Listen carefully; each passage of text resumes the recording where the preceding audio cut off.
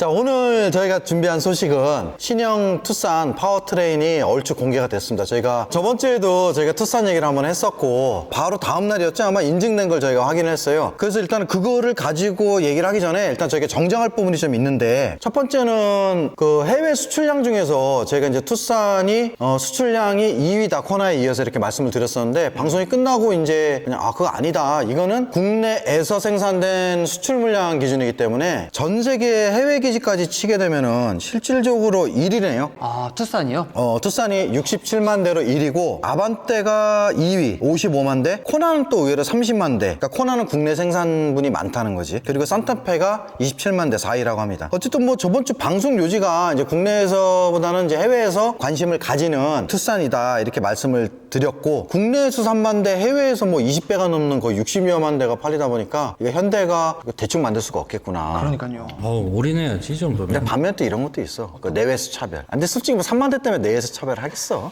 그렇죠. 반대로 이거는 외수가 좋아서 내수가 따라 좋아지는 내외수 차별이 될 수가 있는 거야. 그렇게 말씀하실 때마다 등줄기에 땀이 나요, 자꾸. 두 번째는 이제 저번 주 저희가 방송에서 썼던 그 렌더링 화면이 있는데, 이게 이제 외국 그 렌더링인 줄 알았어요. 이걸 그 직접 그린 원작자분이 얼마 전에 연락을 하셨더라고요. 국내 분이시래. 그러니까 구기성 스튜디오라고 하네요. 우리는 어차피 이미지는 저희가 따로 건드리질 않아요. 뭐 이렇게 뭐 바꾸거나 그런 게 없기 때문에. 그린 건 아니겠죠?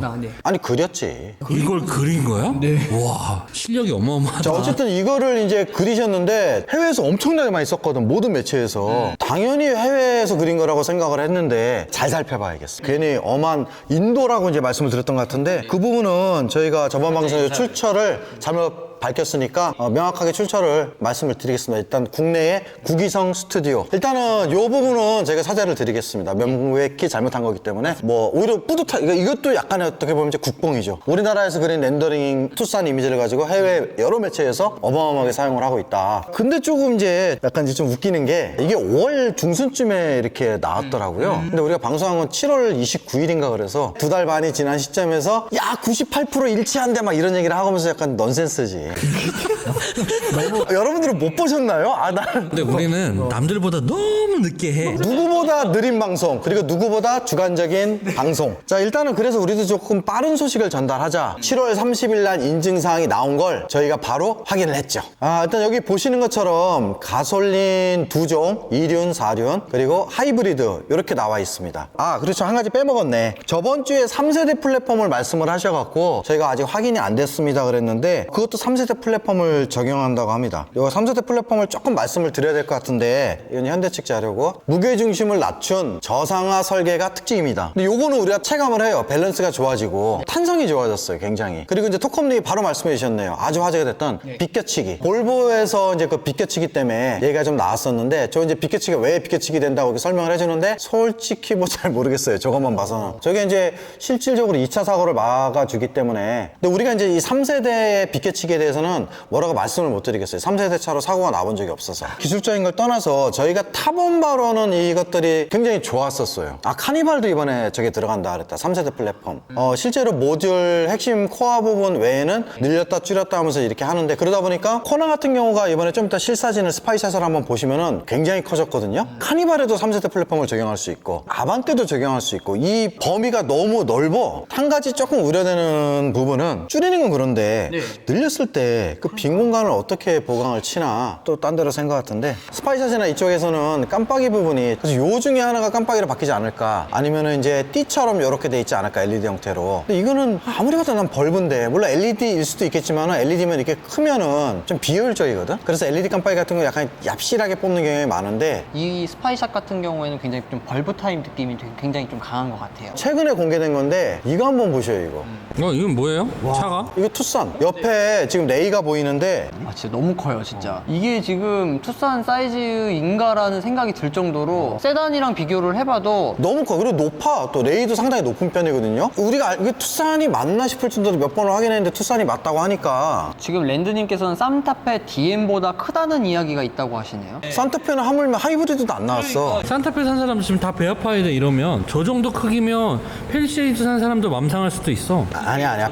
펠리는 건드리지 마세요. 저 뒤에 봐요. 그리고 여기 이제 주행한 운전하는 영상이 나오는데요. G80도 좀 크잖아. 크죠. G80의 좌우폭 대비 이 차선에서 이 좌우폭 차지하는 게, 그리고 이 또 하나 이게 이제 이 트레일러가 이렇게 꽉 찰 정도면 내 기억에는 펠리세이드가 이 정도 찼거든. 끝나누기가 확실한 현대이니까 네. 뭔가가 있겠지라고 생각을 하시는데 토크업님께서도 말씀하시는 게 현대차는 W급 죽이기 절대 안 한다고 하시는 거 보니까 산타페보단 좀 작지 않을까. 아니면 이런 것도 있을 수가 있어. 우리 그 미식축구 하는 사람들 뽕이나 이제 갓바를 채우면 좀 커 보이잖아. 근데 이런 부분들이 갓바들이 툭툭 튀어나오니까 근육질로 보여서 더 커 보일 수도 있지. 이걸 보니까 좀 작아 보이긴 하네요. 아, 이것도 있네, 이거. 옆에가 산타페네요, 마침. 큰 느낌은 들긴 드네요. 여기 정도 이제 외형 모습을 보셨고, 네. 실내 모습 같은 경우는 저번 주에 따로 이제 저희가 장황하게 말씀을 드렸었으니까 실내가 의외로 반응들이 좋으시더라고. 미래지향적인. 좀 새로운 느낌이 조금 강하죠. 인증을 한번 보시면, 이걸 보시기 전에 이제 중요한 부분이 있습니다. 왜 그러냐면 하이브리드에서 요 숫자가 굉장히 중요한데, 요게 이제 인증번호에 대해서 각각의 어떤 의미가 있습니다. 여기 보시면 이제 모델 연도 쭈루룩 나오는데, 요것도 너무 복잡해서 그림판 신공으로 압축을 시켰죠. 요게 이제 현대 투싼 방금 보신 2륜 모델입니다. L은 뭐냐면 인증 연도가 9년까지는 9로 나오는데 10년부터는 A로 가요. 계산을 해봤더니 뭐 중간에 알파벳이 하나 빠지지 않으면은 2021년형으로 보이고, HD는 제조사니까. 참고로 기아는 KM. 그 다음에 이 부분이 이제 약간 중요한 부분인데, 여러분들 그 저공해차 친환경차 같은 경우에는 주차장비라든지 뭐 톨비 약간씩 이렇게 감면받는 게 있잖아요. 본인 차 요 인증번호 요 부분을 확인하셔갖고 2, 3이 찍혀 있으면은 구청 가서 신청하시면 되세요. 그럼 저공에 딱지를 주는 걸로 제가 알고 있고, 그럼 이제 약간의 혜택을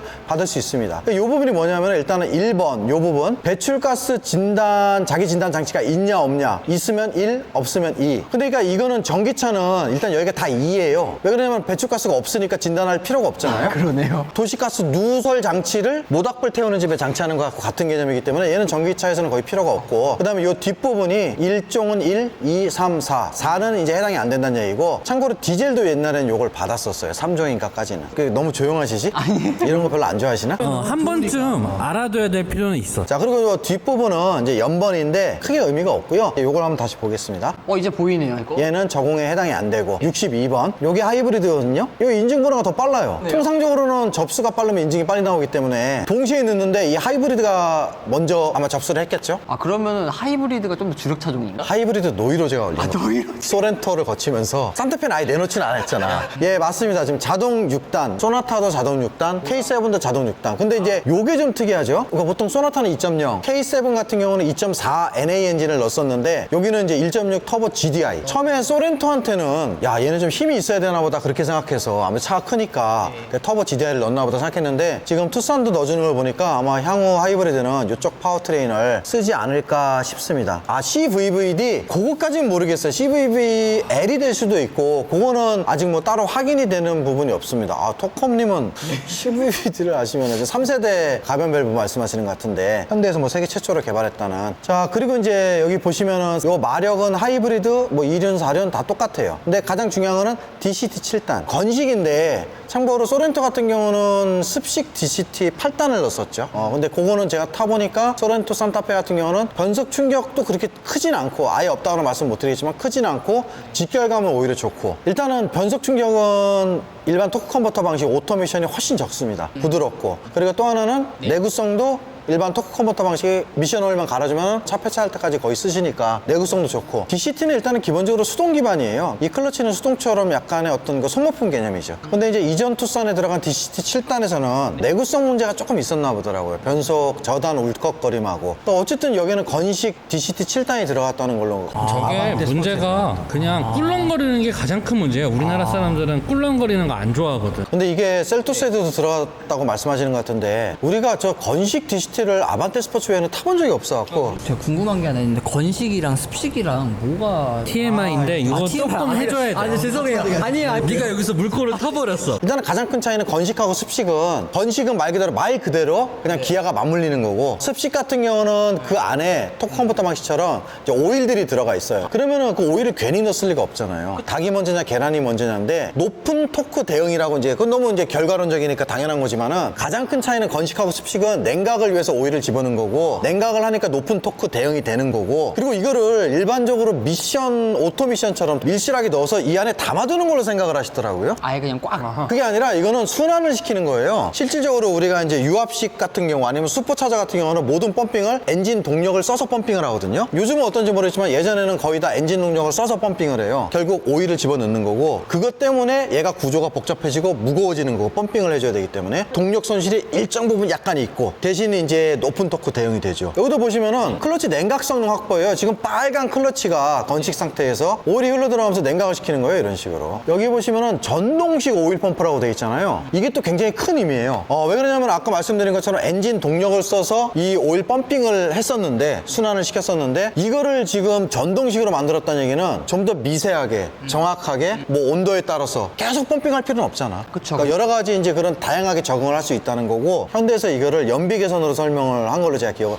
전용 전동식 오일 펌프 어쩌고저쩌고 막 해갖고 결과적으로 연비 3% 정도 개선이 된다고. 습식은 오일이 안에서 꽉 차 있는 어떤 자동 미션 같은 그런 개념이 아니라 냉각을 위한 거라고 보시는 게 더 가까울 것 같습니다. 형님들 몇 월 출시인가요? 요거는 저희가 오피셜하게 확인된 게 없어요. 저희도 그냥 카더라만 현재 듣고 있는데, 10월 늦어도 자, 현대차들 발표 시점은 인증되고 거의 대부분이 보름에서 20일 사이에 발표를 했었어요. 중요한 거는 지금 아까 여기서도 말씀을 드렸지만은 하이브리드하고 가솔린을 동시에 인증을 받았는데 현재 디젤은 없습니다. 인증사항에. 그러면은 가솔린을 많이 사진 않을 거 아니야. 그러니까 하이브리드를, 그러니까 예를 들면 이런 경우가 있죠. 디젤하고 하이브리드를 같이 출시를 했을 때 디젤 판매량에 간섭이 있을까봐 하이브리드를 늦게 출시할 수는 있지만, 마케팅적으로 지금 이 상황에서는 저희가 예측하기에는 동시에 가솔린 하이브리드가 출시가 되지 않을까, 그렇게 보고 있고요. 요거에서는 딱 이렇게 두 개가 같이 나올 확률이 제일 높지 않을까. 가솔린만 나오면은 약간 김이 새는 느낌이 나고, 이 하이브리드는 해외에서도 상당히 관심이 높거든요. 그리고 이제 요거는 아직 예측할 수는 없지만 엔진 파워트레인이 소렌토 하이브리드하고 똑같아요. 180에 5,500. 그 다음에 요 엔진 형식 G4FT라고 되어 있는 거 요것도 똑같습니다. 그러다 보니까 이제 소렌토의 하이브리드 쪽 배터리라든지 인버터 이런 부분도 거의 비슷하지 않을까. 그러면 소렌토 같은 경우는 230마력 가까이 나왔었죠, 합산마력이. 근데 지금 소렌토 같은 경우는 이제 아까 제가 서두에 요거를 왜 말씀을 드렸냐면은 요거는 1, 2잖아요. 근데 소렌토도 2종 저공의 차량이었거든요. 근데 지금 엔진 1000cc에서 1600cc 미만의 하이브리드 차량은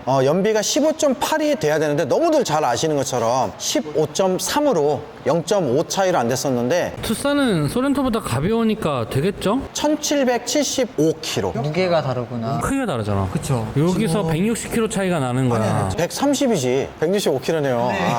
제가 오늘 산소에서 좀 진 것 같은데, 165면 0.5가 늘어날 수 있을 것 같아요? 3명 반, 거의 한 3명 가까이 줄어드는 거니까 0.5는 충분히 늘어나고도 남지. 그럼 얘는 통과할 가능성이 굉장히 높습니다. 그러니까 요게 먼저 나와야 돼. 그러니까 급한 거야. 61번이야. 빨리 해야 되는 거야. 지금 그래서 요거는 제가 봤을 땐 동시 출격에 세제 혜택이 나올 확률이 초등학교 논란 나왔어 지금. 소렌토 같은 경우 하이브리드 혜택이 얼마를 못 받았냐면은, 일단 개소세 100만, 그때 당시에 최대가 100만이었으니까 개소세 기준 30%가 붙는 교육세가 있죠. 30만, 130만에 그러니까 10%, 부가세 13만, 총 143만 원 혜택을 못 받았고요. 플러스 취등록세 90만, 약 233만 원 가까이 혜택을 못 받았었거든요.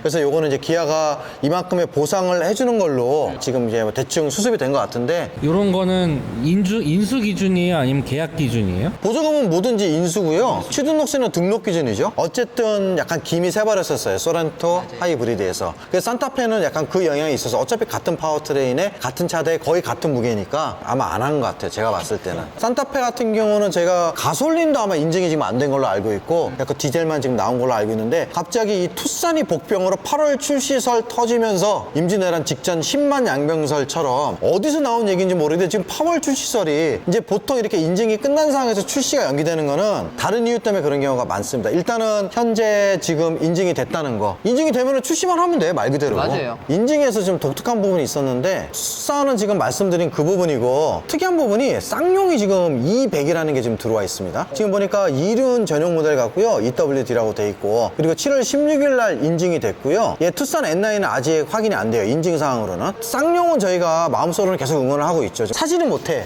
우리도 겁이 나는데, 스팅어가 일단은 2륜, 4륜, 2.5 터보 GDI가 인증이 됐습니다. 7월 16일 날. 그리고 소나타 N9에 들어갈 2.5 터보도 인증이 됐습니다. 7월 16일 날. 난 근데 저 소나타 너무 저거 기대된다. 기대돼. 소나타 소나타가 생각보다 밸런스가 좋았고 스팅어만 해도 약간 이제 페리다 보니까 이전 약간 차대죠. 지금 저희가 차대를 계속 강조를 하는 거는 소나타 때부터 작년 한 2월인가 3월부터 말씀을 드렸었는데 그만큼 저희한테는 센세이션하게 돌아다녔습니다. 자, 그리고 여기 보시면은 조금 자, 소나타 N9은 똑같은 파워트레인에 아마 동시에 접수를 한 것 같아요. 스팅어랑 N9이랑. 얘는 56번, 얘는 57번. 아니 근데 좀 저걸 보니까 약간 좀 서자 느낌이 근데 살짝 그건 나네요. 있어요. 지금 보니까 소나타는 4륜 모델이 안 나오네. 아, 4륜 모델 없고요. 8단 DCT가 들어가는 것 같습니다. 4륜 8단 자동, 2륜 8단 자동. 약간의 파워트레인 차이는 있는 것 같아요. 엔진은 같지만.